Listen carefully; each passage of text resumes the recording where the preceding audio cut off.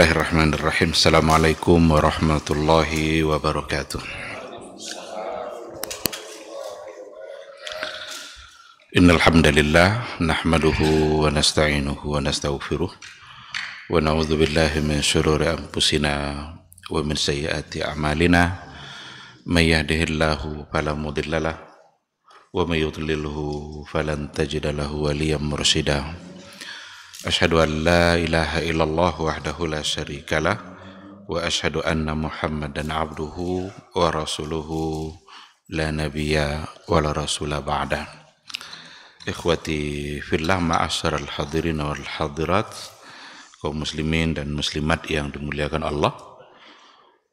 Kembali kita bersyukur pada Allah Subhanahu wa taala. Alhamdulillah, pada pagi yang penuh berkah ini kita kembali diizinkan oleh Allah Subhanahu wa taala untuk bertemu di sebuah majelis. Semoga mudah-mudahan majelis ini menjadi wasilah untuk meraih kemuliaan yang sesungguhnya di sisi Allah Azza wa Jalla. Ketika kita dimudahkan oleh Allah Subhanahu wa taala untuk beribadah, untuk berbuat baik, maka ambil peluang itu. Dimudahkannya untuk duduk di majelis ilmu, maka duduklah di majelis ilmu. Dimudahkannya untuk hadir ke rumah Allah untuk salat berjamaah, maka hadirlah ke rumah Allah itu. Selagi dimudahkan, karena ada satu saat nanti kita ingin, tapi Allah sudah tidak mengizinkannya. Kita ingin hadir, tetapi sudah tidak punya kesempatan. Oleh karena itu, mudah-mudahan kita hadir dengan penuh dengan keikhlasan, dan semua kebaikan yang kita lakukan memang harus didasari oleh keikhlasan kita kepada Allah Subhanahu wa ta'ala. Mudah-mudahan Allah membalasnya, dan mudah-mudahan apa yang dijanjikan oleh Rasulullah Sallallahu Alaihi Wasallam bagi orang-orang yang hadir di majelis ilmu pagi ini bisa kita dapatkan. Nazalat alaihimus sakinah, Allah turunkan untuk mereka ketenangan jiwa. Wa ghasyiyat humur rahmah, mereka selalu diliputi oleh rahmat dan kasih sayang Allah. Wa sallat alaihimul malaikah, para malaikat mendoakan kebaikan-kebaikan untuk mereka. Wa dzakarahumullahu fi man indah, Allah bangga-banggakan mereka di hadapan makhluknya di atas langit sana. Sungguh luar biasa fadilah hadir di majelis ilmu. Ikhwati fillah, jangan pernah bosan untuk memperbanyak selawat dan salam untuk Rasul kita yang mulia, orang yang paling berjasa dalam kehidupan kita, yang kehadirannya membuat kita mengerti dengan mana yang halal, mana yang haram. Dia diutus oleh Allah supaya kita paham mana yang harus kita kerjakan dan mana pula yang harus kita tinggalkan. Karena semua itu adalah bentuk pengabdian kita kepada Allah, dan kita dilahirkan atau diciptakan memang hanyalah untuk beribadah kepada Allah. Wa ma khalaqtul jinna wal insa illa liya'budun. Agar kita paham bagaimana cara menyembah Allah, maka diutuslah oleh Allah seorang Rasul untuk menyampaikannya. Oleh karena itu, kehadiran Rasul itu nikmat yang luar biasa. Tidak bisa dibandingkan dengan nikmat apapun. Mengalahkan nikmat-nikmat yang ada. Sampai-sampai Allah pun mengatakan, wa ma arsalnaka illa rahmatan lil alamin. Maka berselawatlah untuk beliau sebagai bukti cinta kita, dan mudah-mudahan nanti di hari mahsyar semua kita insya Allah bisa mendapatkan syafaat dan pertolongan dari beliau. Amin, amin ya rabbal alamin. Ikhwati fillah, ma'asyiral hadirin wal hadirat, rahimani Allahu wa iyyakum. Kembali pada pagi ini kita akan melanjutkan kajian syarah dari kitab Al-Usulus Salasah Al-Muntaqa. Kita sudah berada pada bagian-bagian akhir dari buku kita, Bahkan tinggal lebih kurang 3 paragraf lagi dari buku ini. Dan paragraf terakhir ini paragraf-paragraf yang memang tentu menentukan. Biasanya bagian-bagian akhir itu bagian-bagian menentukan. Dan itu yang penting untuk kita cerna bersama. Ketika sudah diberikan penjelasan 3 pondasi, ma'rifatullah, mengenal Allah, kemudian ma'rifatul Islam, kita harus mengenal Islam, kemudian ma'rifatun Nabi, kita harus mengenal Nabi. Beliau berbicara tentang kepastian akan adanya hari berbangkit. Kepastian akan adanya hari di mana kita dibangkitkan oleh Allah Subhanahu wa ta'ala. Dan itu semua adalah untuk mendorong kita agar kita hidup ini benar-benar hanya untuk taat kepada Allah Subhanahu wa ta'ala, dikarenakan oleh pada akhirnya nanti siapapun kita, maka kita akan dibangkitkan dan kita akan dibalas. Itulah bukti dari keadilan Allah Subhanahu wa ta'ala. Maka beliau berkata, qala al-muallif rahimahullah, wan nasu idza matu yub'atsun. Wan nasu, manusia itu siapa saja, idza matu, apabila mereka telah mati, wafat, yub'atsun, maka pada akhirnya nanti semua mereka akan dibangkitkan. Kalau mati, maka nanti dibangkitkan. Berarti ada proses yang mengakhiri kehidupan kita dan mengawali kehidupan baru. Apa proses yang akan mengakhiri kehidupan kita? Kematian.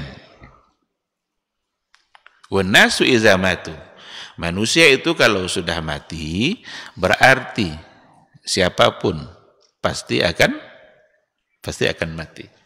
Maka akhir dari segala kehidupan kita di dunia adalah kematian. Dan sekaligus kematian itu sesungguhnya adalah awal untuk menuju kehidupan yang baru. Kenapa demikian? Yub'atsun.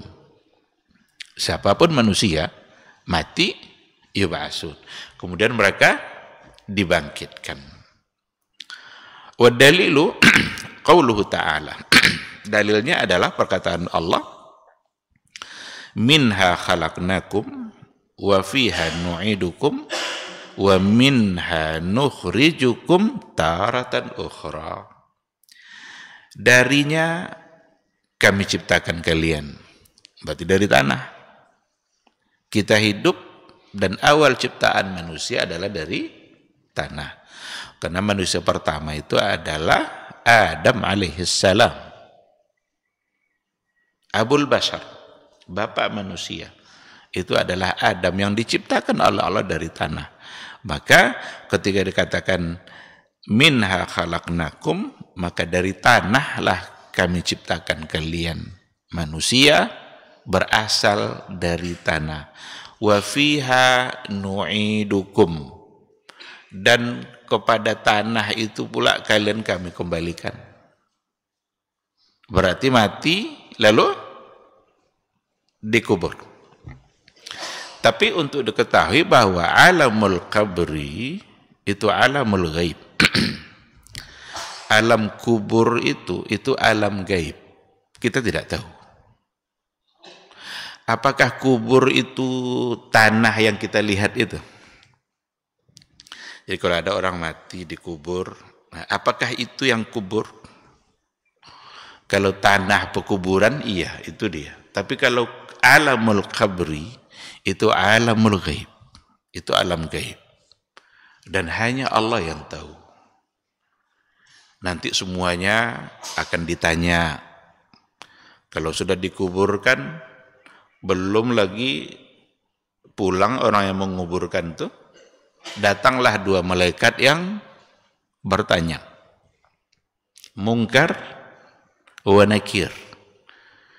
Ditanyanya, dan pertanyaannya mudah-mudah sekali. Siapa Tuhanmu? Siapa nabimu?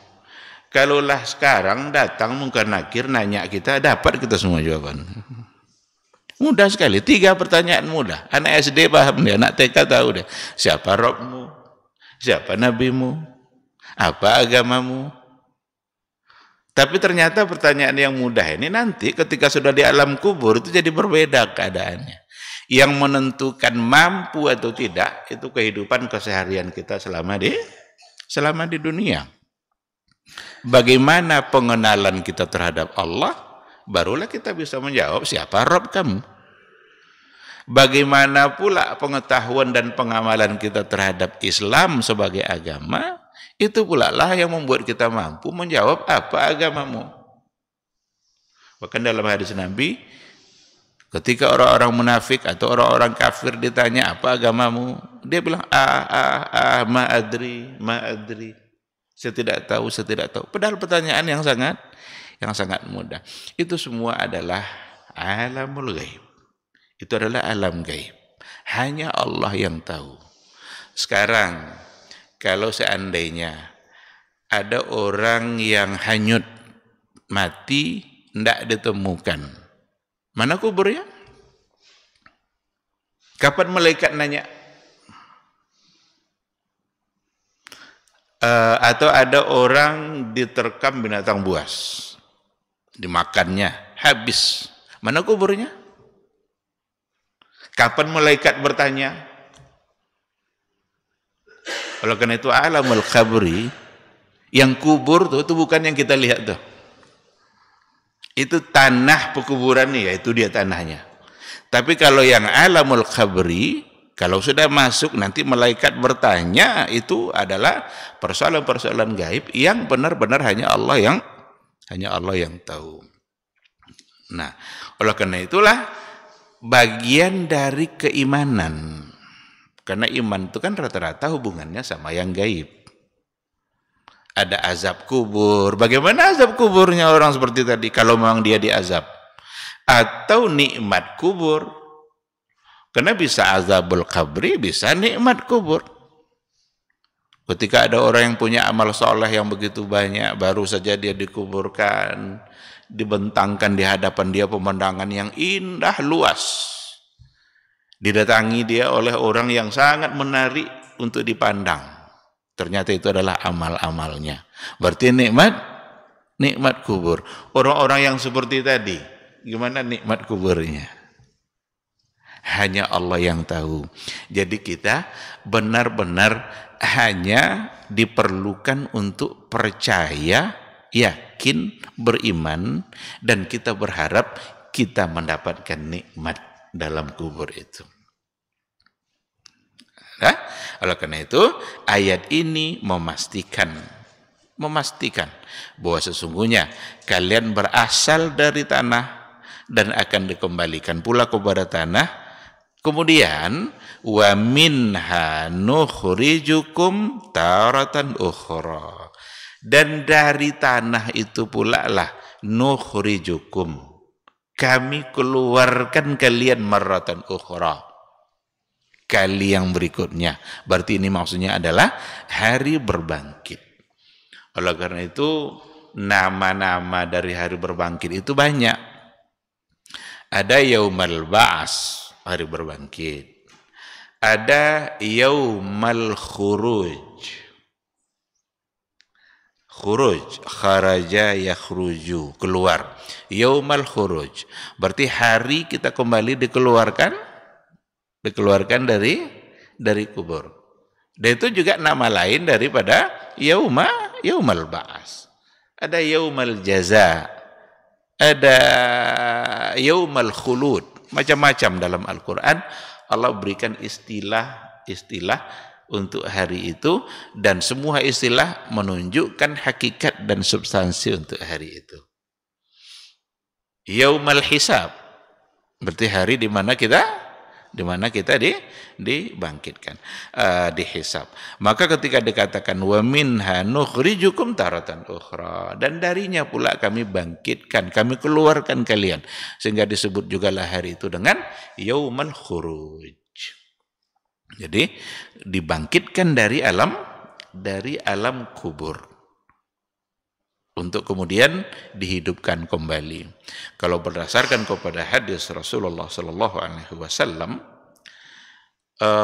tulang belulang yang berserakan itu, yang bahkan sudah berhancuran itu semua Allah mudah sekali untuk mengembalikannya.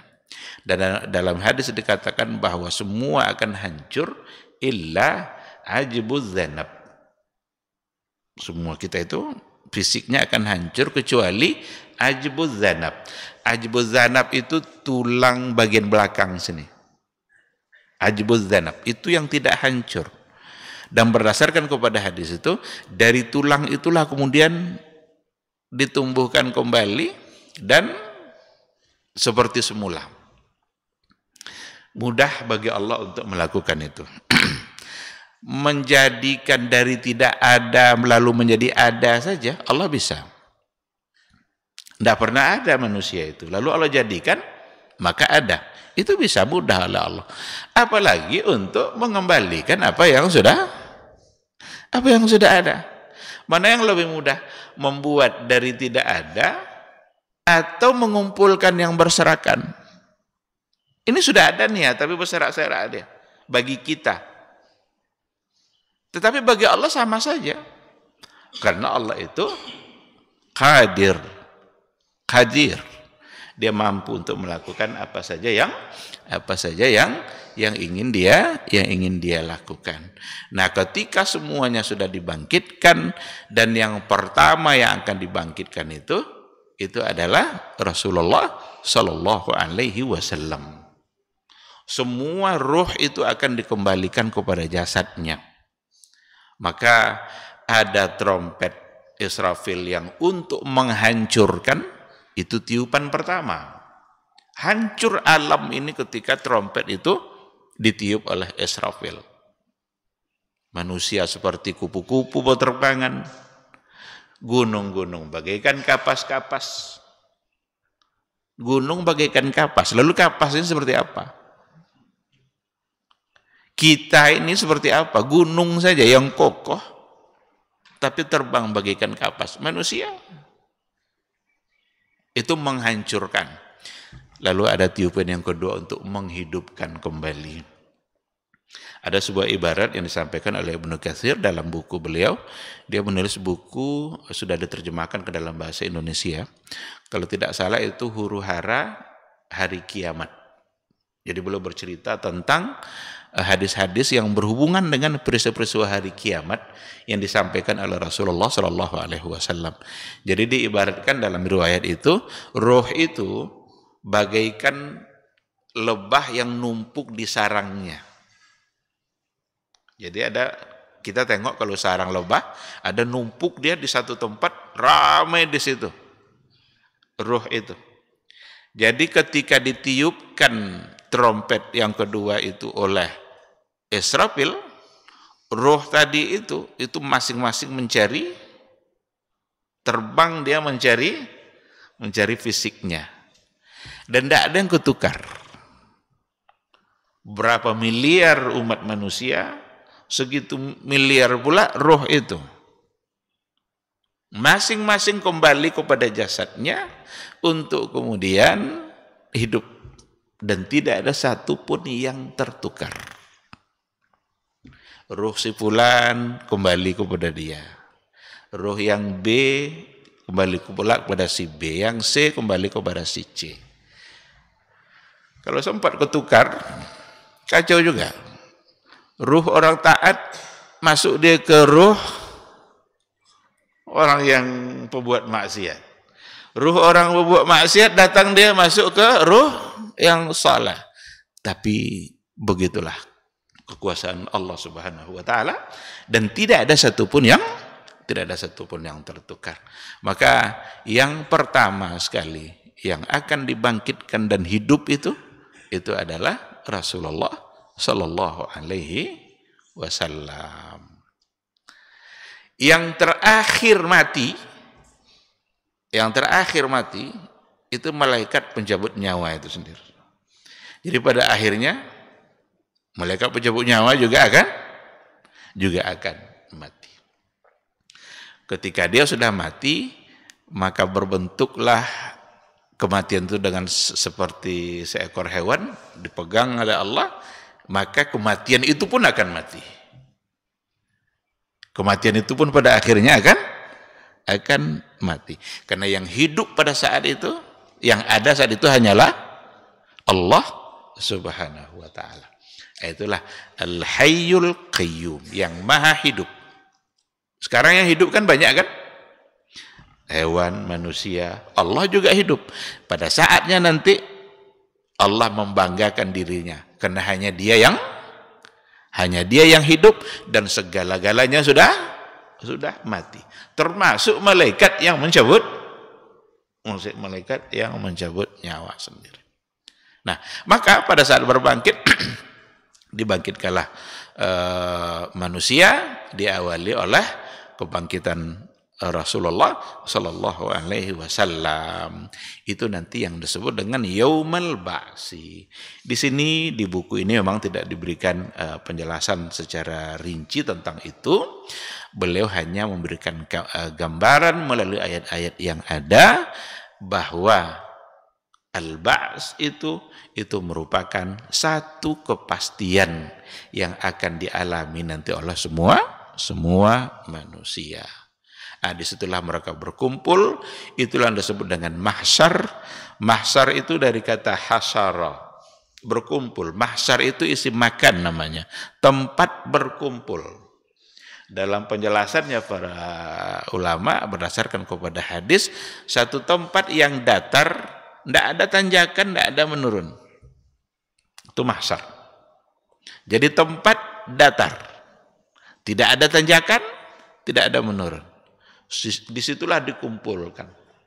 Yuhsyarun nasu yaumal qiyamati hufatan uratan ghurla. Nanti dikumpulkan manusia itu di mahsyar pada hari kiamat, hufatan uratan ghurla. Tidak pakai pakaian, tidak pakai sandal, dan tidak dikhitan. Jadi persis seperti kita dilahirkan. Kita dilahirkan tidak pakai pakaian, tidak juga pakai sandal, dan ghairu makhtunin, tidak dalam keadaan dikhitan. Seperti apa kita lahir di dunia, begitu pula nanti kita lahir di akhirat. Yaumul ba'ats itu kan kita kembali dibangkitkan, berarti kita lahir kembali. Sama persis, tidak ada pakaian. Cuma kalau kita lahir di dunia, kita tidak bisa berbuat apa-apa, tidak bisa berdiri, berjalan. Tapi ketika nanti kita dibangkitkan di akhirat, semua kita bisa berjalan seperti kita hidup sekarang ini. Cuma dalam keadaan tidak berpakaian. Nanyalah Aisyah Ummul Mukminin kepada Rasulullah. Ya Rasulullah, kalau memang tidak pakai baju, afala yanzuru ba'duna ba'da? Apa nanti orang tidak saling tengok-tengok kiri kanan ini? Kata Aisyah. Apakah manusia nanti tidak saling pandang? Apa kata Rasul? Al-amru yawma idzin asyad. Perkara yang dihadapi manusia pada hari itu asyad, jauh lebih dahsyat. Tidak ingat lagi mana mandang itu. Tidak terbayang lagi nengok-nengok itu. Dikarenakan oleh dahsyatnya keadaan yang dihadapi oleh umat manusia. Maka dibiarkanlah mereka, bahkan dalam hadis dikatakan sampai puluhan tahun tanpa dihisab. Lalu kemudian Rasulullah SAW disitulah dia menagih janjinya di hadapan Allah. Rasul menagih janjinya karena dulu Rasulullah SAW dalam hadis yang sahih diizinkan oleh Allah nanti di hari mahsyar itu untuk memberikan syafaat. Ketika umat sudah berdatangan kepada nabi mereka masing-masing. Kan mereka punya nabi nih. Mereka datang kepada nabinya. Tetapi tidak ada satupun nabi yang bisa untuk memberikan syafaat itu. Datang kepada Nabi Nuh, jangan saya. Datang kepada Nabi Ibrahim, itu bukan kerja saya. Coba datang kepada Nabi Fulan, coba datang kepada si Anu itu, kepada Nabi itu. Sampai pada akhirnya kepada Nabi Muhammad sallallahu alaihi wasallam. Ketika sampai kepada Rasulullah sallallahu alaihi wasallam dan mereka meminta syafaat itu, maka Nabi mengatakan, ana laha. Ana laha. Apa arti ana laha? Memang saya yang akan melakukan itu.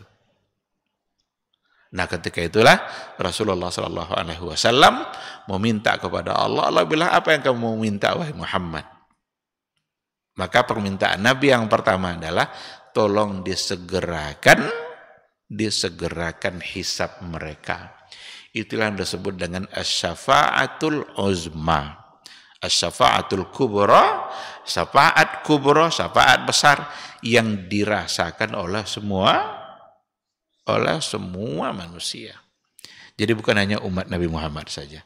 Syafaat itu nanti dibagi-bagi. Ada kajian, ada pembahasan khusus itu dalam persoalan syafaat. Karena ada syafaat khusus untuk orang-orang tertentu dan amalan tertentu. Ada syafaat kubro yang bersifat umum besar yang dirasakan oleh semuanya. Nah, ketika Allah mengabulkan permintaan Nabi itu yang disebut dengan syafaatul kubra, maka dimulailah proses hisab itu. Al-Qur'an menjelaskannya.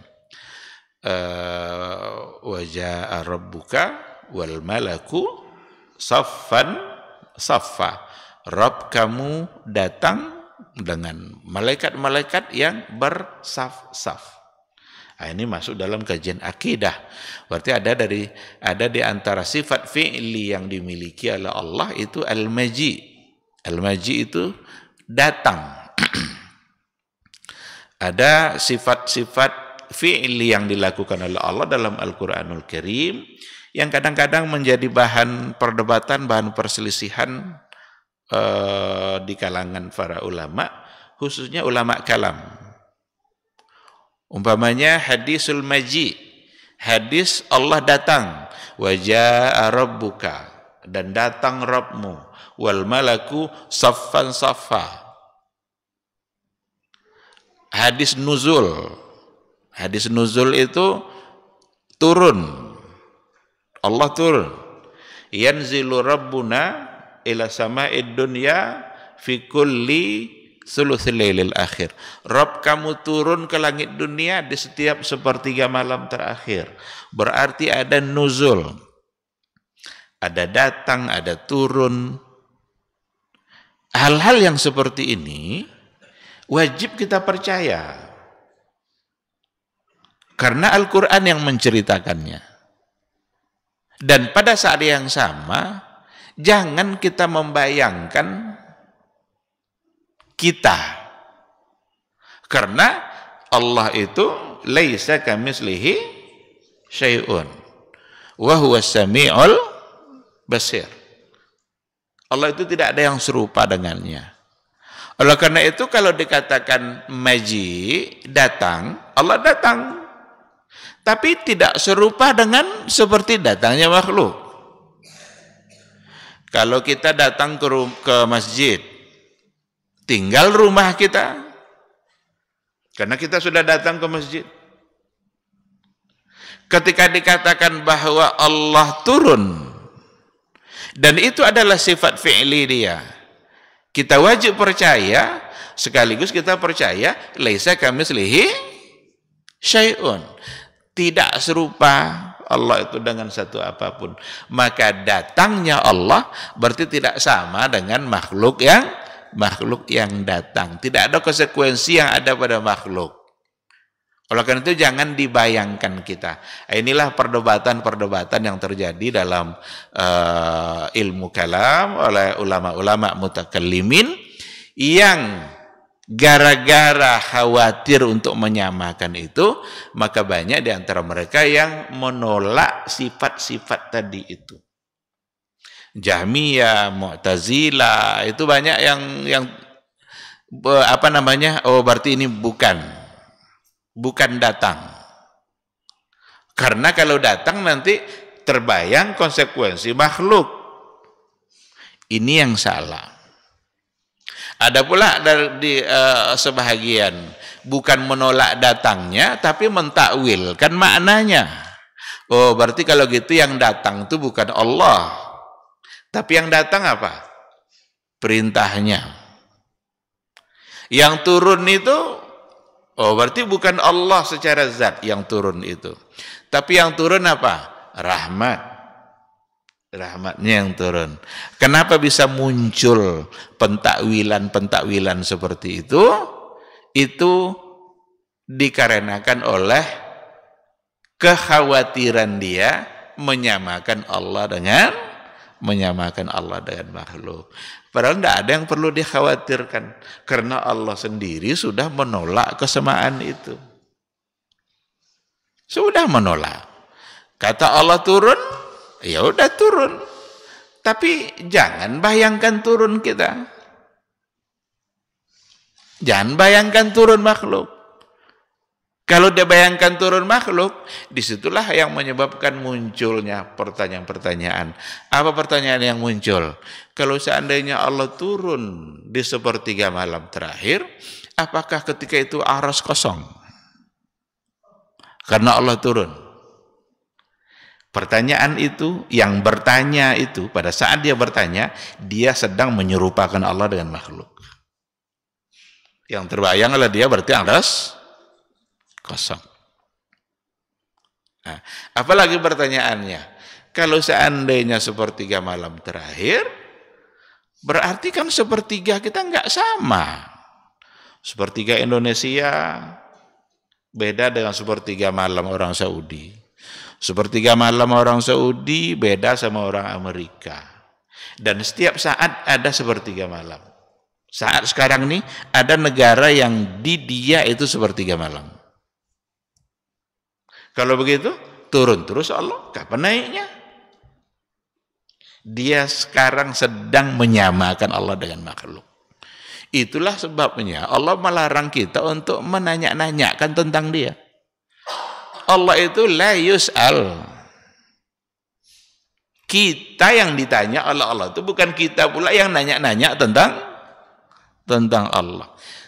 Tugas kita hanyalah beriman. Beriman. Allah bilang, nabinya menyampaikan, Rabb kalian turun sepertiga malam terakhir. Dia nunggu-nunggu kalian berdoa. Yang berdoa dikabulkan, yang minta ampun diampuni, yang minta taubat diterima taubatnya. Kita tidak perlu mempertanyakan sepertiga malam negara mana ini. Kita hanya memanfaatkan waktu sebaik mungkin karena saat itu adalah Allah sedang menunggu-nunggu doa kita. Maka yang perlu ada itu adalah semangat untuk memperbanyak amal, bukan memperdebatkan apa yang dilakukan oleh Allah Subhanahu wa ta'ala. Dan tidak mesti sama karena memang Allah sudah menolak kesamaan dan keserupaan itu. Kalau diartikan rahmat, Allah turun ke langit dunia. Berarti rahmat Allah turun ke langit dunia. Apa rahmat Allah sampai langit aja? Tidak mau kita rahmat Allah sampai ke bumi ini. Rahmat Allah turun tidak sampai ke langit dunia. Sampai ke kita dimanapun kita berada. Sampai ke semut di lubang manapun dia berada. Sampai ke ikan-ikan di dasar laut manapun dia berada. Jadi rahmat Allah turun bukan sampai langit dunia. Kalau mau diartikan itu adalah rahmatnya. Oh, bukan rahmat tapi malaikatnya. Ada pula yang mengatakan itu yang turun bukan rahmatnya tapi malaikatnya. Sekarang ketika dikatakan may yastaghfiruni fa'aghfiru lahu. Siapa yang meminta ampun kepada saya lalu saya ampunkan. Berhakkah malaikat mengucapkan kata itu? Berarti bukan malaikat. Oleh karena itu, satu-satunya yang selamat adalah aqidatus salaf yang diyakini oleh Rasul dan para sahabat dulu. Yang turun itu adalah Allah. Bukan rahmatnya, bukan malaikatnya, bukan perintahnya, tetapi tidak seperti turunnya makhluk. Kosong ke aras, jangan nanya, itu tidak urusan kita. Siapa yang bilang kosong aras itu? Kalau raja turun dari kursinya, iya, kursi itu kosong. Kalau bupati pergi ke mana gitu, kosong kursinya. Tetapi Allah Subhanahu wa taala jangan sekali-kali dibayangkan seperti itu. Nah, oleh karena itu menafikannya atau mentakwilkannya itu memang sulit untuk dipungkiri bahwa sebelumnya mereka sudah mentasbih, menyerupakan. Atas dasar itu pula lah mereka mentakwil supaya tidak serupa. Begitu juga nanti dengan hari hisab itu. Allah datang dengan para malaikatnya bersaf-saf. Oh, ini yang datang bukan Allah. Jangan kita memandai-mandai dalam beragama ini. Kembalikan saja kepada apa yang dipahami oleh Rasul dan para sahabat yang telah disampaikan oleh ulama-ulama yang muktabar dalam persoalan ini. Jadi ikhwati fillah, itu makna yang ada di dalam ayat yang tadi kita baca. Wa ba'dal ba'si muhasabuna wa majziyuna bi'amalihim. Setelah mereka itu dihisab, setelah mereka itu dibangkitkan, ba'dal ba'si, apa yang akan terjadi? Pertama, muhasabuna. Mereka dihisab. Wa majziyuna bi'amalihim. Kemudian setelah dihisab berarti mereka dibalas semuanya sesuai dengan amalan-amalan yang telah mereka lakukan. Berarti kalau kita mau singkat, mau ringkas untuk memahamkan kita apa yang akan terjadi nanti di hari berbangkit itu. Pertama, berbangkit. Yang kedua, hisab. Yang ketiga, jaza. Dibalas. Ini tiga secara sederhana. Tentu saja kalau dibawa nanti kepada penjelasannya pasti akan panjang. Hadis-hadis yang ada, ayat-ayat yang ada. Tetapi yang akan terjadi, dan ini keimanan yang harus ada. Pertama berbangkit, yang kedua dihisab, yang ketiga dibalas. Berbangkit seperti tadilah. Bahkan yang kita sampaikan tadi itu hanya sangat sedikit sekali dari apa yang ada pada hadis-hadis Rasulullah Sallallahu Alaihi Wasallam. Ibnu Katsir aja membahas satu jilid besar begini. Hadis-hadis yang berkaitan dengan hari kiamat. Ada buku-buku yang dalam bahasa Indonesia saya kira seperti Perjalanan Panjang Menuju Mahsyar, kira-kira 200-an halaman. Perjalanan panjang menuju mahsyar dalam bahasa Indonesia yang sudah diterjemahkan. Saya kira bagus kalau kita baca untuk memahami hakikat yang akan terjadi. Berbangkit, dihisab dan dibalas. Baru nanti ada masalah-masalah lain seperti apakah ada orang yang tidak dihisab. Ada hadis-hadisnya. Nabi mengatakan seperti itu. Nanti akan ada orang masuk surga 70.000 dari umatku tanpa tanpa hisab. Unjuk tanganlah Ukasah ketika itu, ya Rasulullah, saya ada enggak salah satunya? Ukasah. Jadi sahabat dulu ketika diberikan harapan oleh Nabi tentang surga, inginnya mereka ingin dia yang ada di situ gitu. Maka Ukasah bilang, ya Rasulullah, saya ada enggak? Iya, kamu salah satunya, kata Rasul. Berarti hadis itu adalah menunjukkan bahwa Ukasah dijamin masuk surga. Nanya pula yang kedua, kalau saya, ya Rasulullah. Nabi itu cerdas orangnya. Kalau Nabi jawab iya lagi, ada pertanyaan ketiga nanti itu. Ada yang keempat. Apa jawaban Nabi? Tapi Nabi bukan bilang tidak. Sabaqaka Ukasha. Pertanyaanmu sudah didahului oleh Ukasha. Karena kalau Nabi bilang iya sampai tidak berakhir nanti itu yang bertanya itu. Cukup dan satu kata, sabaqaka Ukasha. Cuma Nabi tidak mengatakan kamu tidak. Berarti ada harapan 70.000. Bahkan dalam setiap 1.000-nya ada lagi 70.000-nya. Maka akan banyak di antara umat Nabi Shallallahu Alaihi Wasallam yang masuk surga tanpa hisab, yang mudah-mudahan kita bagian dari itu. Itu harapan kita. Tetapi tentu saja mesti diikutkan dengan amal kebaikan, tidak hanya sekedar harapan-harapan begitu saja. Jadi ikhwati fillah, itulah tiga tahapannya. Dalam Al-Quran dikatakan, dalilnya adalah walillahi ma fis samawati wa ma fil ardi liyajziyal ladzina asa'u bima amilu wa yajziyal ladzina ahsanu bil husna.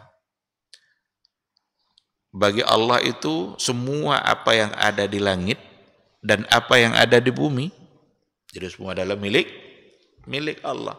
Kalau milik Allah berarti Allah berkehendak, berhak dia melakukan apa saja karena milik dia.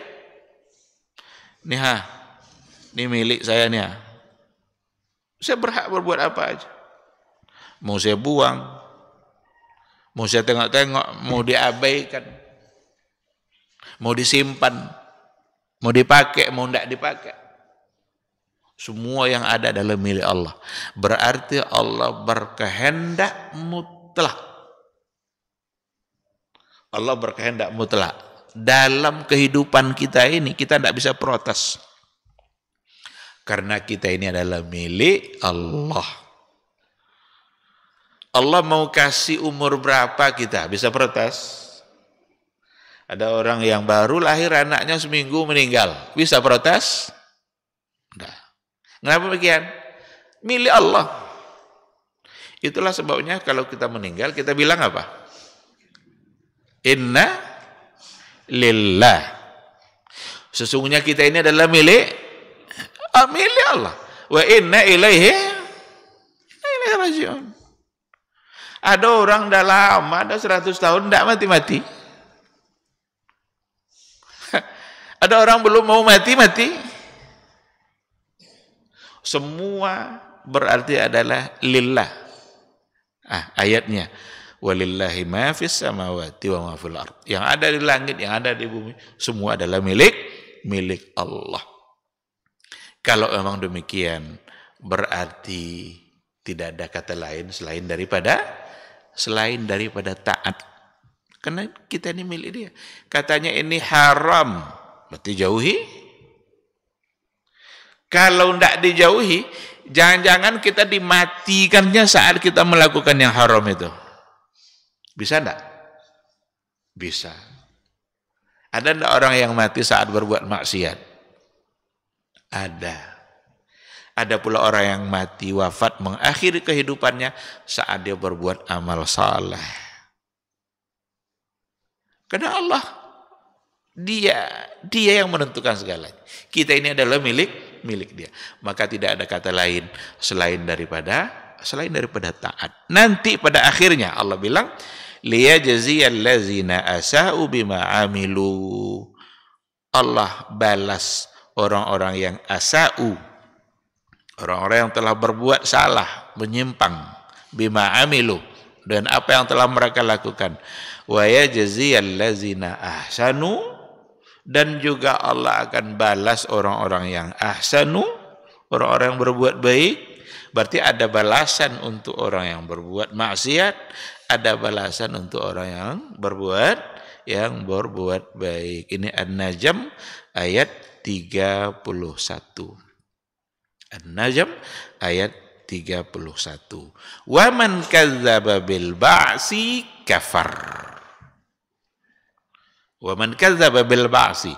Siapa yang mendustai hari berbangkit, kafar. Berarti dia kufur. Menolak apa yang telah dipastikan oleh Allah. Dan itu adalah ciri-ciri orang-orang kafir pada masa Rasulullah sallallahu alaihi wasallam. Dalam surat At-Taghabun dikatakan, za'amal ladzina kafaru allay yub'atsu. Orang-orang kafir dulu menduga, mengira allay yub'atsu. Mereka tidak akan dibangkitkan. Jadi mendustai hari berbangkit, menolak hari berbangkit, itu salah satu dari ciri dan keyakinan orang-orang kafir yang ada pada masa Rasulullah sallallahu alaihi wasallam. Mereka mengira bahwa kematian itu adalah akhir dari segala-galanya. Kalau sudah mati berarti selesai. Dan ternyata bukan seperti itu. Seandainya lah kematian itu akhir dari segala-galanya, nanti di situ nampak ketidakadilan Allah Subhanahu wa taala. Orang yang pemaksiat mati lalu selesai. Orang yang berbuat amal soleh mati lalu selesai. Mana keadilan Allah? Allah menunjukkan keadilannya di hari akhirat. Dengan cara apa? Dengan cara membalas apa yang telah dijanjikannya. Ada surga, ada neraka. Siapa yang berhak dapat surga, siapa yang berhak dapat neraka, itu semua adalah bentuk dari keadilan Allah Subhanahu wa taala, dan itu adalah janji-janji. Ada janji baik, harapan-harapan dapat surga, ada janji-janji buruk, ancaman-ancaman untuk neraka. Dan dikatakan innallaha la yukhliful mi'ad. Sesungguhnya Allah tidak memungkiri janjinya. Tapi saya ingin menyampaikan apa yang pernah diberikan penjelasan oleh Ibnul Qayyim al-Jauziyah. Ini akhir dari majelis kita pada pagi ini insyaallah, tentang innallaha la yukhliful mi'ad. Allah tidak memungkiri janji. Yang dimaksud dengan janji di sini adalah janji-janji surga, janji-janji baik untuk amal baik. Tak akan dipungkiri. Tapi untuk janji-janji neraka, mungkin tidak Allah mengampuni. Ini orang ini berhak neraka nih, tapi kalau Allah ampuni, bisa. Apakah itu tidak melaksanakan janji? Oleh karena itu, ketika dikatakan innallaha la yukhliful mi'ad, Allah tidak memungkiri janji, itu untuk janji-janji kebaikan yang dilakukan hamba. Tidak ada satupun kebaikan kecuali Allah balas. Sekecil apapun, Allah balas. Adapun ancaman, Allah juga menunjukkan kekuasaannya di situ. Karena hadis Nabi juga mengatakan inna rahmati ghalabat ghadabi.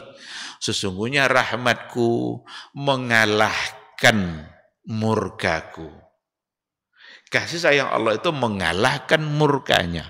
Allah bisa marah, Allah bisa sayang, tapi sayangnya mengalahkan, kasih sayang Allah mengalahkan murkanya.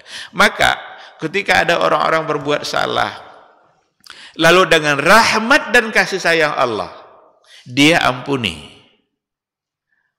Kalau Allah sudah mengampuni, berarti orang itu tidak lagi mendapatkan balasan nerakanya, karena Allah sudah mengampuni. Keampunan itulah yang kita harapkan setiap saat. Keampunan Allah itulah yang kita harapkan setiap saat. Berapa banyak dosa yang kita lakukan, lalu kemudian kita minta kepada Allah Subhanahu wa taala agar Allah benar-benar mengampuni kita. Jangan-jangan tidak sebanding antara amal soleh dengan kemaksiatan kita. Nah, oleh karena itu, ikhwati fillah, ketika dikatakan Allah menepati janji, benar Allah menepati janji. Tapi untuk hal-hal yang bersifat ancaman, Allah juga punya kehendak. Kalau dia ingin mengampuninya, dan itu hak Allah. Itu adalah hak Allah Subhanahu wa taala. Yang jelas hak surga tidak akan ada yang dihilangkan. Ada orang masuk surga berhak tapi tidak dimasukkan, itu tidak akan pernah ada. Tapi ada orang yang mungkin berhak masuk neraka, tapi kemudian Allah ampuni. Maka itu semua bisa, dan itu diserahkan kepada Allah Subhanahu wa ta'ala. Ikhwati fillah, ma'asyiral hadirin wal hadirat, rahimani Allahu wa iyyakum. Ini mungkin yang menjadi bahan kajian kita pada pagi hari ini. Maka tiga tahap. Al-Ba's, berbangkit, Al-Hisab, kemudian Al-Jaza. Imani itu, dan berharaplah agar nanti kita di akhirat dimudahkan dalam hisab, dan kalau bisa ya Allah masuk surga tanpa hisab. Terima kasih, saya kira ini yang kita bahas pada pagi hari ini. Mudah-mudahan majelis ini majelis yang diberkahi oleh Allah Subhanahu wa taala. Semoga kita selalu dimudahkan untuk taat dan istiqamah, dan mengakhiri kehidupan kita insya Allah dengan husnul khatimah. Terima kasih. Kita tutup ya, insya Allah kita tutup. Subuh besok insya Allah kita sambung dengan program yang berikutnya. Mudah-mudahan Allah memudahkannya. Subhanakallahumma bihamdika asyhadu an la ilaha illa anta astaghfiruka wa atubu ilaik. Assalamualaikum warahmatullahi wabarakatuh.